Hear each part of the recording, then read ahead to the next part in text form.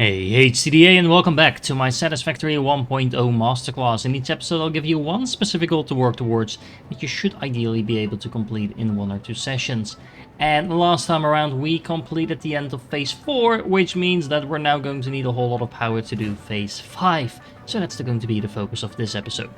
So far, we haven't really spent that much time on building power supplies. The coal factory took a little bit of setting up because we didn't really have access to a lot of things like blueprints and stuff like that at that point. But other than that, the fuel factory that we set up a couple of episodes ago was actually the plastic factory that just happened to also produce fuel. And as a result of that, we're only producing about 20-ish gigawatts of power, which is actually less than what we could theoretically consume with our factory. Now, I've seen a lot of people build massive factories that require way more than this, and as always, that's perfectly fine if that's what you want to do, but this just goes to show that you don't need to overbuild your power that much. That said, we're now literally at the end of the game, or getting close to the end of the game, so if you want to skill up, I'm going to show you today how you can easily do that. Let me start with telling you what not to do actually, and that is building a nuclear power plant. Now, you can definitely build a nuclear power plant if you like the challenge, but it's a pretty complicated system to set up, and even though it does generate a fair amount of energy, it is actually not even close to being the most efficient way to set up a lot of power, which is honestly kind of a shame because you would expect this basically the end game power that you just unlocked to be super, well, powerful, but really, unfortunately, it's not. Aside from being actually relatively complicated to set up, nuclear power also has the downside of being, well, nuclear power. So that means that you're going to need to deal with radiation setting it up. If you mess up somewhere along the way, which might happen because honestly, like I said, it's pretty complicated, you're going to have nuclear radiation all over your factory, making it even more annoying to clean that up. And on top of that, nuclear power plants also produce nuclear waste, which you cannot put into a sink, so we would need to either store that up, like make a massive storage and just hope it never runs out or you end the game before that happens, or you need to turn those into plutonium fuel rods and then either sink those, use them as fuel for your drones or anything like that. Long story short, it's a lot of work to make this actually do what it needs to do. Instead, the best fuel is actually found in the technology tree in the MAM, in the sulfur tree, and then specifically you're going to go through the right side of the technology tree. You're going to unlock compacted coal first, and you're going to go into turbo fuel, and then you're going to go into rocket fuel, and it's the rocket fuel we're looking for. You might be tempted to think, hey, well, if this is so good, then the ionized fuel that comes after that should be even better, right? Well, no. For some reason, the rocket fuel is actually better than the ionized fuel, so this is the one you want to pick up.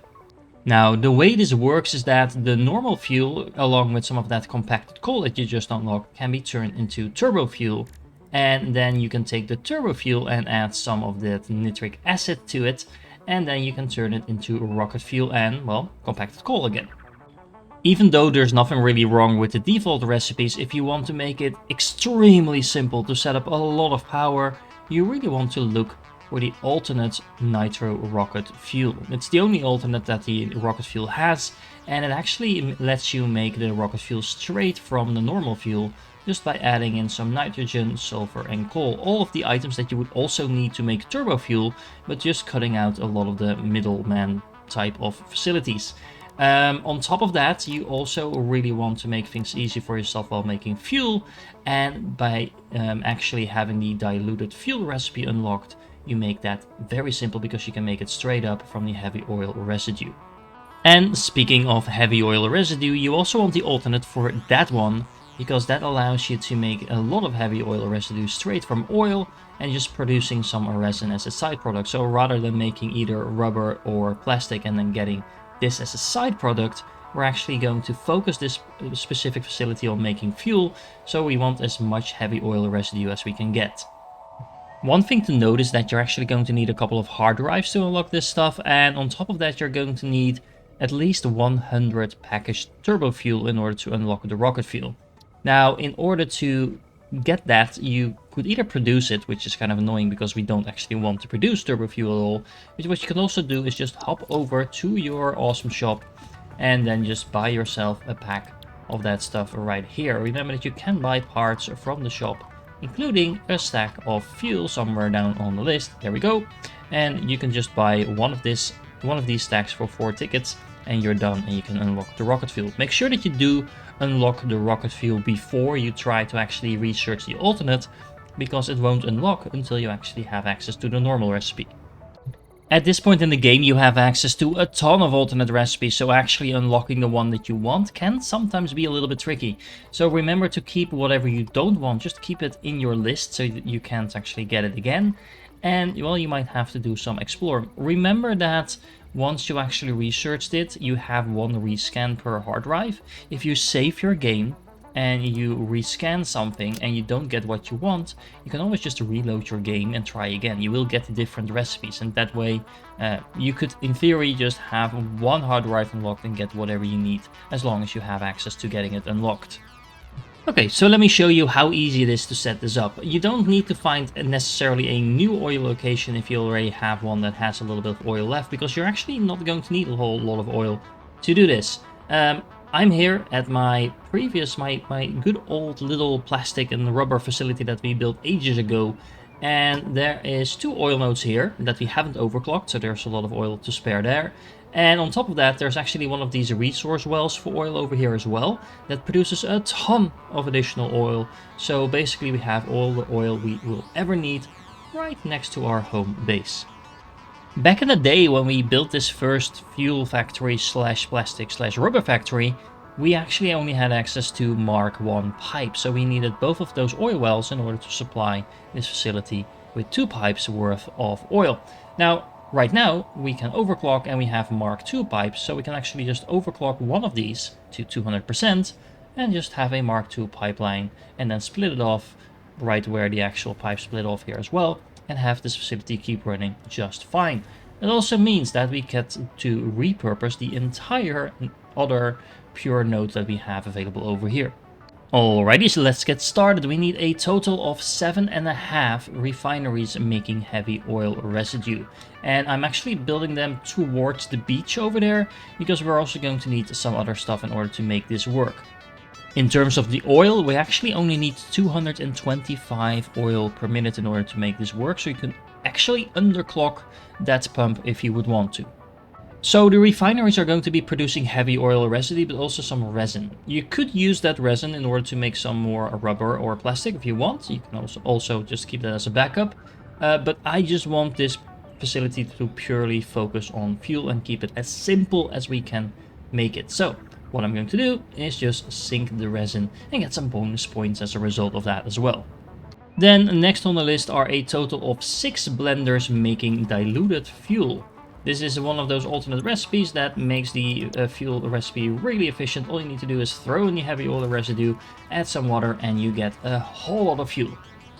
To be exact, you're going to need 5 water extractors, getting a total of 600 water per minute up to those blenders. And those blenders are also going to be producing 600 fuel per minute in total.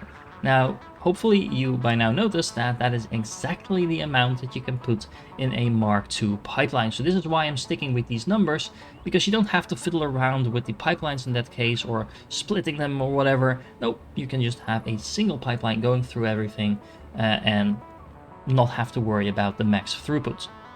It's also worth noting that these 6 blenders will be producing, like I said, 600 fuel per minute, and that is actually enough to fuel 30 fuel generators, or basically produce the equivalent of 7.5 gigawatts of power, which is almost a third of everything that we're currently producing.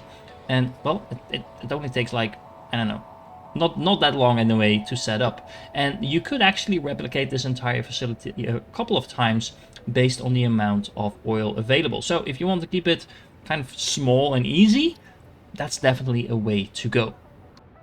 However, with just a little bit more work, we can make a whole lot more power from the same facility. We're going to have to bring in a couple of different resources though. We're going to need to bring in coal, we're going to need to bring in sulfur, and we're going to need to bring in some nitrogen. Sulfur is actually the item we need the most of, so we need a total of 600 sulfur per minute. Now that sounds like a lot, and well, sulfur is relatively rare, so that makes sense. but you actually have access to the Mark III miner now as well. So even a Mark III miner on a normal node will be able to produce the 600 per minute.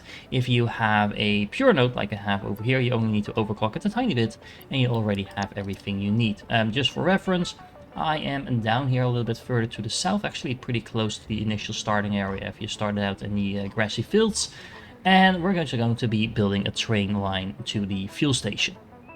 You don't need a massive station to transport this type of stuff, because honestly 600 per minute again sounds like a lot, but trains are really quick, so just a couple of wagons will do the trick quite fine. And actually I'm going to be transporting both the coal and the sulfur on the same train like you just saw at the main station, so don't worry too much about having very large trains or anything like that. What you should be worrying about, or at least what I recommend that you take into consideration, is that you don't want to be building your station somewhere that might get in the way of a future location where you might want to build. For example, in the location where I'm building, there's actually a lot of iron ore over here that I'm not currently planning on using, but if I build my station over here, I will definitely not be using them anymore. So instead, I just decided to build my station a little bit off to the side, so it's not on the way.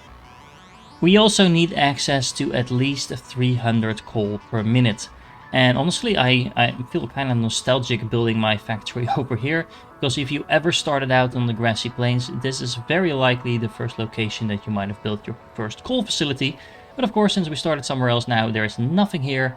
There's just the nice little oasis. But there's also a lot of coal here, so you can easily set up that 300 coal per minute in a simple station like this. Now, like I said, I'm connecting this to the sulfur station as well, so make sure you keep track of where your different wagons are going to be, so you're actually unloading and offloading the correct things in the correct order. Which actually made me realize that what I just showed you was wrong, because I colored the sulfur and the coal locations the wrong way around. So it should be correct like this. And then finally, the last item we need to bring into the fuel station is nitrogen. We're going to need 480 of that per minute, and that's super easy to do because pretty much every nitrogen location has a lot more than that to work with. Specifically, I am kind of in between the coal facility and the sulfur facility over here. There is some nitrogen here on top of this ledge. I'm just bringing that all the way down to my station, as you can see over here, and then putting it into another train. Now this train is actually relatively large, mostly because transporting liquids, if you don't package it, and I really want to keep things simple, so I'm just putting it straight into the train. The train actually has quite a low amount it can produce, so I'm just playing it safe, but probably you could be fine with just 2 of these wagons here as well. Another reason why I'm kind of scaling my nitrogen facility up a little bit is because there's only a couple of those nodes around the map, like 6 of them in total around the entire map, I believe. And once you set those up, you might as well set them up in such a way that your train can supply multiple stations if you want. One single location is actually going to be producing a massive amount of nitrogen anyway, so the amount of nitrogen is not a problem, it's just the limited amount of locations that have access to the nitrogen. So making sure your train is a little bit larger than it needs to be can come in handy down the line. As a side note, does anyone know if there's like a lot of Dutch people on the development team or something like that? Because honestly, the amount of Dutch station names that are being generated at random is quite a lot. It seems like almost like half of the total amount of stations that you can place are actually Dutch names. So, I don't know, it's a little weird, but I like it. Anyway, make sure that your trains are driving up and down and everything is actually loaded off in the correct facilities. And you might actually want to have some of these buffers on the output for the nitrogen, just to make sure that things keep flowing quite nicely. And then it's time to start expanding this floating little factory a little bit further. And sticking with the theme and keeping things nice and symmetric, we are once again going to need exactly 6 blenders, making in this case the alternate for the rocket fuel, so the nitro rocket fuel. That takes in all the things that we are just delivering to our facility along with the fuel that we were already producing, and that's going to be turning it into 150 rocket fuel per facility, so a total of 900 rocket fuel. So now you might be thinking, okay, we just turned 600 fuel into 900 fuel, so that's like a 50% gain. Well, actually no, it's a lot more than that, because not only do we have 50% more in terms of the actual quantity, but we have a rocket fuel which is about 5 times as efficient as normal fuel. So basically, we've just increased the entire fuel production by about 7.5 times just by adding in some basic sulfur, coal, and nitrogen. That does mean, however, that this is the one place where my factory is kind of breaking the rule I set at the beginning, because we're producing 900 fuel per minute from these blenders, and that won't fit into a single pipeline. So you're going to need to split off the pipelines, and I suggest you just do that 50-50. Don't forget that along with the rocket fuel, we're actually also producing compacted coal. We're actually producing quite a bit of that. We're going to be producing 150 compacted coal per minute. If you want, you can build up to 21 coal generators and fuel them with that compacted coal. Extra power, free power basically. It's not really a lot of power that's going to be generating. It's about 1.5 gigawatts, which compared to everything else that we're doing is not going to be a huge drop in the bucket, so to say, but it's free power, so you might want to do that. However, what I'm going to do is I'm just going to be building yet another sink and keeping it as simple as I can and just dumping the compacted coal in there. Then we're almost done, but if you want to keep yourself sane, you might want to grab a couple of these slugs that might have been sitting around your facility since the beginning of the game, like this purple one in my case, and make sure you put them into a machine with a sloop. Remember that by putting a sloop into a machine, you get twice the amount of output, and that also holds when you're transforming the purple slugs, or any type of slugs honestly, into power shards. You get twice as much power shards out of that. So that should make it pretty easy to stack up on quite a bit of these power shards to overclock machines.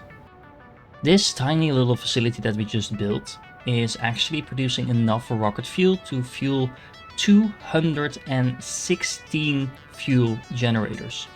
Now, if you're like me and you think that building 216 machines of the same type is extremely boring, then the overclocking is going to come into handy, because if you do that, you only need to build about 84 of them.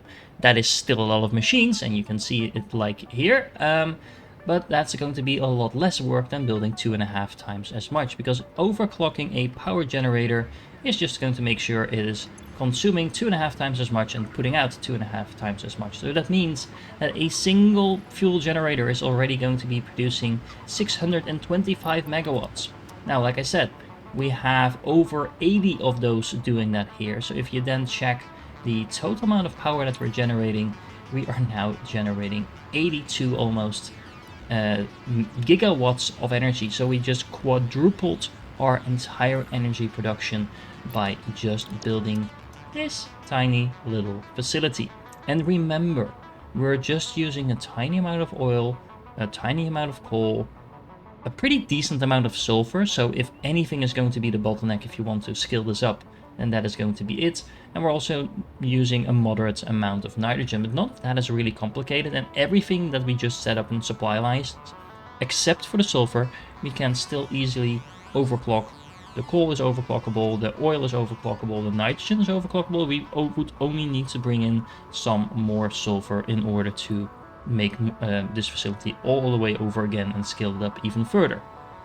Or, you could just put some summer sloops in your nitro rocket fuel blenders and get twice the amount of rocket fuel out of that. Now, that does mean that you would need to do your pipes a little bit differently, but it's a super easy way to get a massive amount of power without doing any additional work, or at least not much additional work. I do want to stress that you don't need to build all of this power straight away. The only reason I'm building this all and showing it to you is because I'm making a YouTube video, but if I was just playing for myself right now, I would probably just build a single on one of these lines, so about a quarter of the total throughput. Go with that, enjoy the power, and then once I actually ran out of power again, I would just add in another line. I just come here, put down a couple of more fuel generators, and then go back to whatever I was doing. You have all the logistics in place, so you just need to set it up once and you can easily scale things up, but you don't need to do it all at once. And there you have it, a pretty tiny factory, probably the smallest one that we've built for quite a few episodes, but it's an extremely powerful one, because at this point you should have easy access to everything you need to build this, and on top of that, this is pretty much going to solve all your power issues for the rest of the game. It's super easy to scale up, it's super easy to build this on other places on the map as well if you need to, as long as you have access to those 4 resources that we need in order to make this. And again, slooping this is a kind of cheaty way, you could almost say, to scale up the power and trivialize that completely as well. So take whatever direction you want. If you really want to start building a nuclear power plant, then you can. Just take into consideration that if it's just power you're looking for, not the challenge of actually building the nuclear power plant, then this is probably the way you should go. If you're still here, you're awesome, and I do hope to catch you in the next one, because then we're going to be diving into phase 5.